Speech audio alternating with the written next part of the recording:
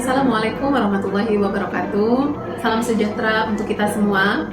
Namo Buddhaya, Om Swastiastu, salam kebajikan. Perkenalkan, nama saya Apoteker Yona Haryanti Putri.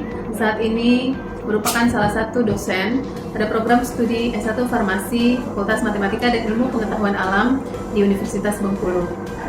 Dalam video ini, izinkan saya menyampaikan pernyataan diri dosen untuk unjuk kerja Tridharma Perguruan Tinggi sebagai syarat untuk mengikuti sertifikasi dosen pada tahun 2025 yang diadakan oleh Kementerian Pendidikan Tinggi, Sains, dan Teknologi. Pada kesempatan ini, saya akan menjelaskan mata kuliah yang saya ampu, yakni Farmasi Komunitas dan Klinis dengan metode DAA atau Delivery, Interaction, and Assessment. Mata kuliah Farmasi Klinis dan Komunitas merupakan mata kuliah wajib dengan beban studi 3 SKS dilaksanakan pada semester 6. Mata kuliah Farmasi Komunitas dan Klinis mempelajari tentang pelayanan kefarmasian yang berorientasi pada farmasi klinik yang terintegrasi dengan program rumah sakit secara keseluruhan. Konsep pelayanan farmasi klinis berfokus pada pasien, di mana tujuannya adalah untuk meningkatkan kualitas hidup pasien melalui pencapaian hasil terapi obat yang optimal. Pada mata kuliah ini, mahasiswa diharapkan mampu untuk memberikan informasi tentang obat dan pengobatan kepada pasien secara rasional. Kemampuan yang diharapkan dalam pembelajaran antara lain: 1. Berkontribusi dalam peningkatan mutu kehidupan bermasyarakat, berbangsa, bernegara, dan kemajuan peradaban berdasarkan Pancasila melalui peran farmasi, komunitas, dan klinis. Yang kedua, memberikan informasi tentang obat dan pengobatan di semua fasilitas pelayanan kefarmasian, baik di apotek, klinik, puskesmas, dan rumah sakit. Ketiga, mampu menerapkan pemikiran logis, kritis, sistemis, dan inovatif dalam konteks pengembangan dan implementasi ilmu pengetahuan dan teknologi yang memperhatikan dan menerapkan nilai humaniora yang sesuai dengan bidang farmasi klinis dan komunitas.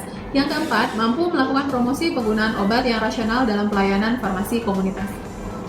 Adapun materi pembelajaran dalam mata kuliah Farmasi Komunitas dan Klinis adalah: yang pertama, swamedikasi, yang kedua, pelayanan di puskesmas, yang ketiga, pelayanan di rumah sakit, yang keempat, komite farmasi dan terapi di rumah sakit, yang kelima, sistem formularium dan formularium, yang keenam, sistem distribusi obat di rumah sakit, yang ketujuh, konsep dasar dari pharmaceutical care, ke-8, dispensing obat, ke-9, PIO atau pelayanan informasi obat, ke-10, konseling, ke-11, VCT, ke-12, evaluasi penggunaan obat atau EPO, 13, evidence-based medicine, ke-14, pharmacovigilance atau pemantauan reaksi obat yang merugikan. Sementara 2 perkuliahan lain diisi dengan UTS dan UAS. Sistem pembelajaran yang kami lakukan di kelas menggunakan hybrid learning, menggunakan kombinasi pembelajaran tatap muka di kelas dan pembelajaran daring. Platform yang kami gunakan antara lain Zoom dan Google Meet. Untuk pertemuan daring, LMS atau Learning Management System juga ada, di mana universitas menyediakan e-learning untuk mahasiswa dapat mengunggah tugas, proyek, dan kuis. Metode pembelajaran yang dilakukan selama perkuliahan juga menggunakan prinsip delivery, interaction, dan assessment, di mana terdapat ceramah interaktif, diskusi dan tanya jawab, presentasi kasus dan tugas, serta ujian. Interaksi antara dosen dan mahasiswa meliputi: yang pertama, konsultasi. Mahasiswa dapat berkonsultasi dengan dosen terkait materi, tugas, dan proyek. Yang kedua, forum diskusi. Forum diskusi dapat dilakukan secara luring maupun daring, atau mahasiswa bisa melakukan konsultasi via WhatsApp dengan dosen. Yang ketiga, umpan balik. Dosen memberikan umpan balik terhadap tugas dan proyek mahasiswa. Kemudian mentoring. Dosen membimbing mahasiswa dalam sebuah proyek yang diberikan. Sistem penilaian mata kuliah. Yang pertama, basis evaluasinya adalah aktivitas partisipatif atau afektif, di mana komponen yang dievaluasi adalah observasi mahasiswa dengan menggunakan test method, di mana bobot penilaian adalah 35%, indikator penilaian adalah penguasaan materi. Yang kedua, hasil proyek atau bagian psikomotor. Komponen evaluasi adalah laporan hasil proyek dari project based learning yang diberikan kepada mahasiswa. di mana bobot penilaian adalah 30%. Indikator pemahaman konsep, kualitas, dan solusi masalah dari mahasiswa. Yang ketiga, basis evaluasi kognitif atau pengetahuan, komponen evaluasi, tugas mandiri, di mana persentase bobotnya adalah 15%. Indikatornya adalah pemahaman materi, konsep, dan solusi dari masalah. Kemudian ada ujian tengah semester dengan nilai bobot 10% dan ujian akhir semester dengan bobot 10%. Pemahaman konsep dan kemampuan analisis merupakan indikator dari ujian yang akan dilaksanakan oleh mahasiswa. Demikian paparan singkat dari mata kuliah Farmasi Komunitas dan Klinis yang bisa saya sampaikan. Selanjutnya, saya akan menampilkan video pembelajaran di kelas. Selamat menyaksikan. Assalamualaikum warahmatullahi wabarakatuh.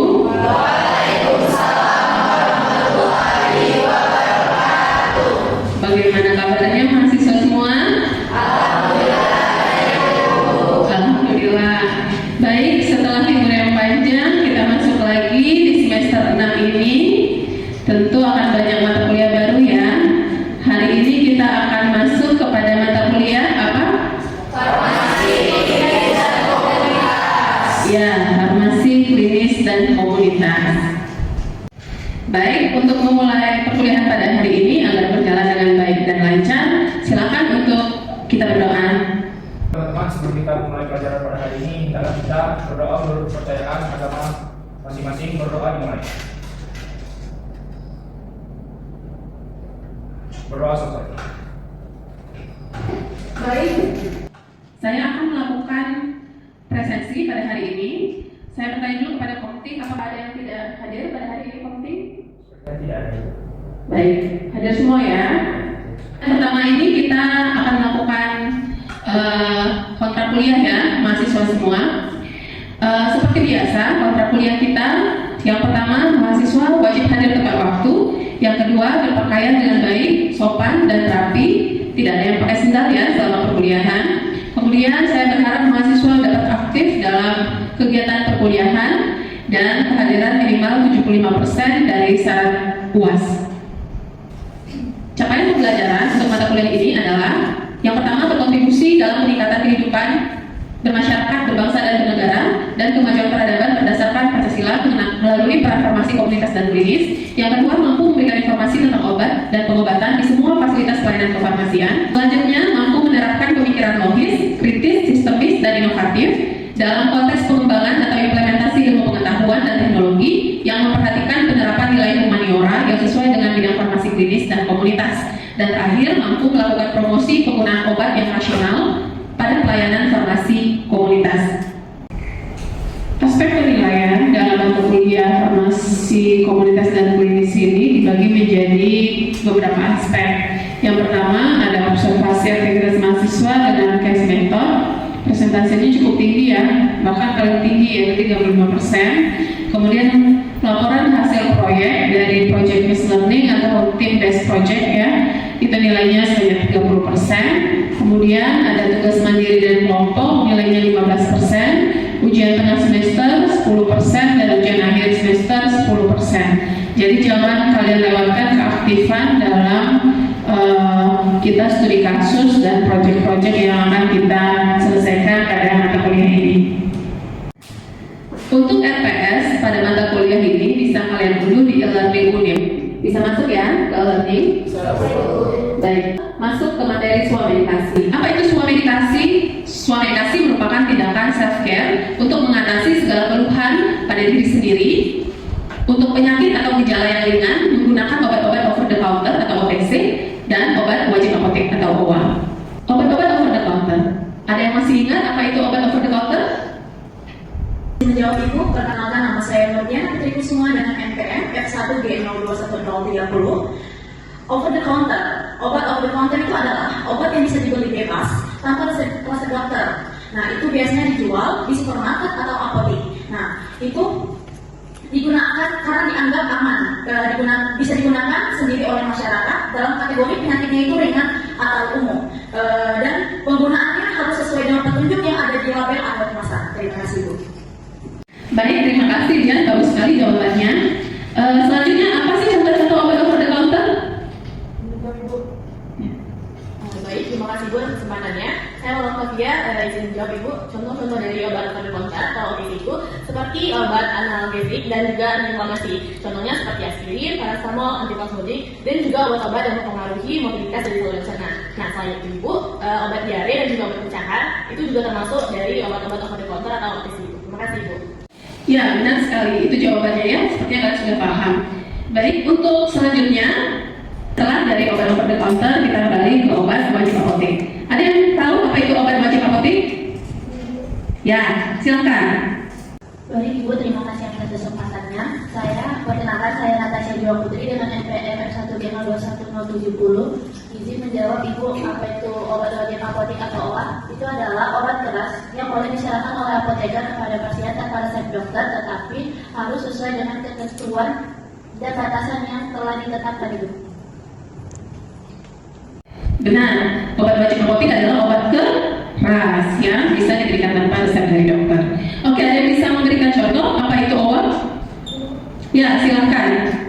Baik Ibu, terima kasih atas kesempatannya. Sebelumnya perkenalkan, nama saya Caroline Cahaya Sendra dengan NPM 31. Saya ingin menjawab Bu, contoh-contoh dari obat wajib apotek atau OWM itu sendiri. Beberapa di antaranya itu seperti obat kontrasepsi oral atau PMAB, kemudian obat-obatan antiinflamasi seperti asamifenamat, kemudian beberapa obat-obatan antihistamin seperti contohnya itu cetirizine, dan juga obat-obatan topikal seperti salep anti jamur Ibu. Terima kasih. Tepat ya, baik sekali kalian bisa memberikan contoh-contoh mengenai obat. Kita kembali ke bahasan kita, yaitu mengenai sebuah medikasi. Kita masuk ke definisi sebuah medikasi menurut literatur. Yang pertama, Departemen Kesehatan RI tahun 2007 mendefinisikan sebuah medikasi adalah upaya untuk mengobati diri sendiri, biasanya untuk mengatasi keluhan dan penyakit ringan seperti demam, nyeri, batuk, dan seterusnya. WHO juga mendefinisikan sebuah medikasi pada tahun 2010, di mana WHO mengatakan bahwa pemilihan dan penggunaan obat-obatan oleh individu, termasuk obat herbal dan obat tradisional, untuk mengobati penyakit atau gejala yang dapat dikenali sendiri. Jadi, dapat kita ambil kesimpulan bahwa sebuah medikasi digunakan untuk mengobati penyakit-penyakit ringan dan dikenali oleh individu tersebut. Contohnya apa? Batuk. Orang tahu nggak kalau dia kena batuk? Tahu, mudah untuk mengetahui gejalanya atau simptomnya. Flu, kita tahu nggak kalau kita sedang flu? Demam, nyeri, sakit mah? Ya, diare, konstipasi, penyakit kulit, ya, alergi, cacingan, semua kita bisa untuk mengenali gejala atau simptomnya. Sehingga kita boleh untuk memberikan penanggulangan sendiri terhadap penyakit-penyakit tersebut. Apa sebenarnya faktor penyebab dari terjadinya sebuah medikasi? Yang pertama ada faktor sosial ekonomi, yang kedua faktor aksesibilitas dan ketersediaan, yang ketiga faktor gaya hidup, dan yang terakhir faktor reformasi kesehatan. Ada yang ditanyakan dari faktor-faktor ini? Ya, silakan. Terima kasih Ibu atas kesempatannya. Saya Satu Sore dengan NPM 16. Izin bertanya mengenai faktor penyebab. Salah satu tadi ada aksesibilitas dan ketersediaan. Bagaimana sih Ibu aksesibilitas ini dan ketersediaan dari fasilitas kesehatan berpengaruh terhadap terjadinya atau proses sebuah medikasi? Mungkin itu. Terima kasih Ibu. Ya, akses terhadap apotek menurut kalian semakin kemari semakin mudah atau semakin susah? Semakin mudah. Sehingga akses untuk menemukan apotek, toko obat, ya, supermarket yang menjual obat-obat bebas itu semakin mudah. Itu yang pertama. Yang kedua, mudah tidak orang-orang mendapatkan informasi mengenai obat sekarang? Dari mana informasinya berasal? Ya, benar ya, dari internet. Akses terhadap internet yang ada pada setiap diri seseorang itu membuat mereka sangat mudah menerima informasi, menerima akses.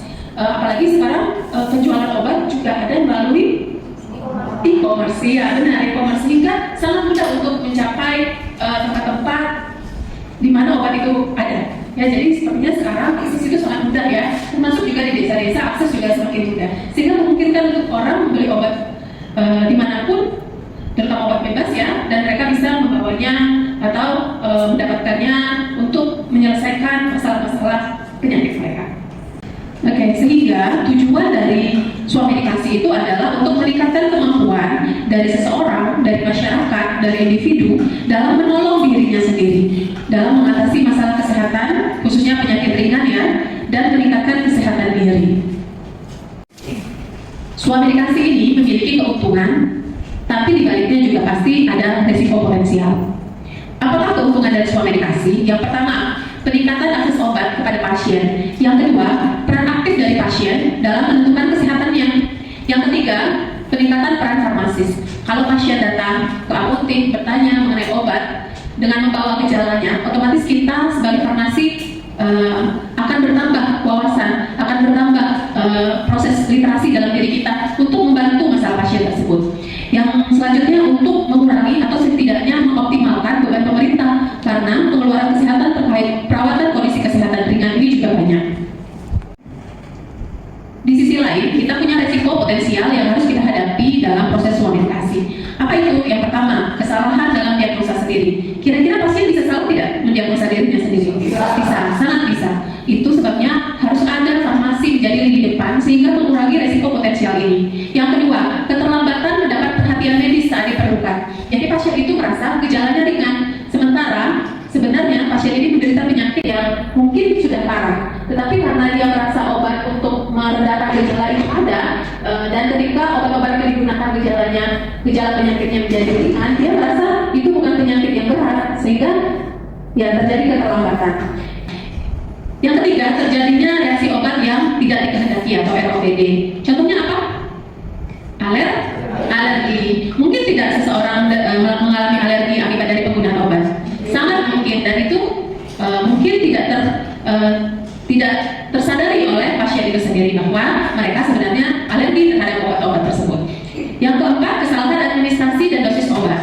Bisa salah administrasi, bisa. Misalnya obat salep mata, ya, salep mata itu sering terjadi kesalahan pemberian. Kenapa? Karena mereka merasa salepnya ditaruh di kelopak mata di luar sini, sementara obat salep mata harusnya ditaruh di dalam mata, ya kan? Itu salah satu contohnya. Kemudian kesalahan dalam pemilihan terapi. Kemudian terjadi penyalahgunaan, terutama obat-obat yang memiliki efek adiksi, ya, efek halusinasi. Itu mungkin bisa terjadi penyalahgunaan. Sehingga dalam kegiatan suamedikasi diperlukan farmasi. Coba sebutkan apa peran farmasi dalam suamedikasi. Ya, silakan. Baik Ibu, terima kasih atas kesempatannya. Saya Siti Nurhaliza dengan NP 09 izin menjawab mengenai peran farmasi ini. Salah satunya adalah dapat memberikan informasi mengenai obat yang akan diberikan. Ya, itu salah satunya. Ada lagi yang lain bisa menambahkan? Ya, silakan. Terima kasih atas kesempatannya Bu. Saya Chaniati izin menjawab peran farmasi yaitu menyediakan obat dengan baik. Terima kasih Bu. Benar, untuk pengadaan ya di sini. Ya, dua teman kalian sudah menjawab dengan benar. Jika kita kumpulkan, peran farmasi itu cukup banyak dalam suamedikasi. Yang pertama sebagai komunikator. Komunikator itu adalah yang memberikan informasi, konseling, ya, menyampaikan hal-hal yang penting mengenai obat. Yang kedua sebagai penyedia obat berkualitas. Jangan mau membeli obat dari tempat yang tidak resmi. Kita yang akan menandatangani faktur di mana obat itu kita beli. Kita harus menjamin obat yang sampai kepada pasien kita adalah obat yang berkualitas. Yang ketiga sebagai trainer dan supervisor. Nanti farmasi kalian akan punya asisten apoteker yang akan kalian ajak untuk memberikan pemahaman, ya, yang akan kalian ajak untuk bekerja sama di apotek. Yang keempat, kalian bisa sebagai kolaborator dan sebagai promotor dalam kesehatan. Kita mempromosikan pasien untuk hidup sehat, kita mempromosikan kepada pasien untuk mengikuti gaya hidup yang sesuai dengan kaidah-kaidah kesehatan. Ada prosedur suamedikasi yang bisa kita lakukan di apotek, ada dibagi menjadi tiga. Yang pertama, asesmen pasiennya. Bagaimana kita mengasesmen pasien? Yang pertama dengan mendengarkan keluhan pasien, apa sebenarnya yang dirasakan oleh pasien. Yang kedua, menggali informasi diri dalam kita komunikasi dengan pasien. Contohnya apa? Usianya, riwayat penyakit sebelumnya, ya, riwayat obat sebelumnya, itu harus kita gali dari pasien. Kemudian apa lagi kita gali dari pasien? Riwayat alerginya, ya, sehingga kita tidak salah memberikan obat selanjutnya kepada pasien. Yang kedua, merekomendasikan. Kita memberikan rekomendasi obat yang sesuai dengan gejala yang dialami oleh pasien dengan apa? Dengan kerasionalan dan kemampuan ekonomi, ya. Karena kita melakukan suamedikasi, artinya pasien membeli obat kita. Ya, kita lihat juga status ekonomi pasien, jangan sampai status ekonomi mereka rendah kita memberikan obat yang tidak bisa mereka beli sehingga mereka tidak jadi menolong diri mereka sendiri, ya, dengan melakukan suamedikasi itu. Jadi harus kita bantu bagaimana caranya pasien mendapatkan obat. Kemudian yang selanjutnya adalah pemberian informasi obat. Itu jangan pernah tertinggal, ya. pemberian informasi penggunaan obat, dan kita harus dokumentasikan penggunaan obat itu sehingga apabila selanjutnya pasien itu datang kembali, kita sudah tahu riwayat pengobatan pasien. Ada sebuah metode yang dikenal di kalangan farmasi untuk mengidentifikasi pasien, ya, ada namanya metode WHAM atau WHAM, gitu ya. Oke, apa itu metode WHAM ini? W yang pertama, who is it for? Untuk siapa ini? Yang kedua, what are the symptoms? Ya, apa gejalanya? Yang ketiga, how long have the symptom been present? Sejak kapan gejala itu muncul? Kemudian action taken. Kemudian medication being taken. Oke, jadi ada metode WHAM. Itu kalian ingat terus ya. Jadi untuk dapat memberikan pengobatan suatu medikasi kepada pasien, kalian harus ingat WHAM. Informasi obat pada saat praktek suatu medikasi. Ya, kita memberikan informasi mengenai nama obat, khasiatnya, kontraindikasi, efek samping, cara mengatasi efek samping tersebut, ya. Cara pemakaian obat, ini yang paling penting ya, cara pemakaiannya, dosisnya, waktu pemakaian. Ada obat yang dipakai pada malam hari, ada obat yang dipakai pada pagi hari, ya. Kemudian hal yang harus diperhatikan sewaktu minum obat. Apakah obat ini bisa diminum bersama makanan? Apakah obat itu bisa diminum dengan susu atau dengan jus, ya? Kemudian hal yang harus dilakukan jika lupa minum obat. Kalau lupa pasiennya minum obat, apa yang kita lakukan? Apa yang harus dilakukan oleh pasiennya? Kemudian cara menyimpan obat, boleh nggak menyimpan obat di kulkas? Kapan? Obat apa saja yang harus disimpan di kulkas? Boleh tidak obat itu kena matahari, cahaya matahari, ya? Kemudian cara memperlakukan obat sisa, antibiotik. Kalau ada sisa, bagaimana kita memperlakukannya? Kemudian cara membedakan obat yang baik dengan obat yang rusak. Pada dasarnya lebih ditekankan pada informasi farmakoterapi yang disesuaikan dengan kebutuhan dan pertanyaan pasien. Kriteria obat suatu medikasi ada beberapa, ya. Yang pertama, tidak dikontraindikasikan untuk penggunaan pada wanita hamil. Kita tidak usah memberikan obat kepada wanita hamil, ya, atau anak dengan usia di bawah 2 tahun, atau lansia di atas 65 tahun. Tidak memberikan risiko pada kelanjutan penyakit. Kemudian penggunaannya tidak memerlukan cara atau alat khusus yang harus dilakukan oleh tenaga kesehatan. Kita tidak menyuntik orang, ya, jadi kita tidak perlu memberikan sediaan parenteral kepada pasien. Penggunaannya diperlukan untuk penyakit yang prevalensinya tinggi di Indonesia. Kemudian memiliki rasio khasiat keamanan yang dapat dipertanggungjawabkan untuk pengobatan sendiri. Jadi kita menggunakan obat suatu medikasi ini adalah obat-obat yang relatif aman digunakan oleh pasien. Jadi apa saja obat-obat suatu medikasi yang bisa kita berikan kepada pasien? Yang pertama, obat bebas over the counter tadi. Kemudian obat wajib apotik, ya, obat keras yang bisa diberikan tanpa resep dokter. Kemudian obat bebas terbatas dan vitamin serta suplemen. Berikut ada studi kasus yang harus kalian kerjakan secara berkelompok, ya. Kasus 1 dikerjakan oleh kelompok A dan kasus 2 dikerjakan oleh kelompok B. Silakan saya berikan waktu 20 menit untuk menyelesaikan kasus yang ada pada PowerPoint. Silakan.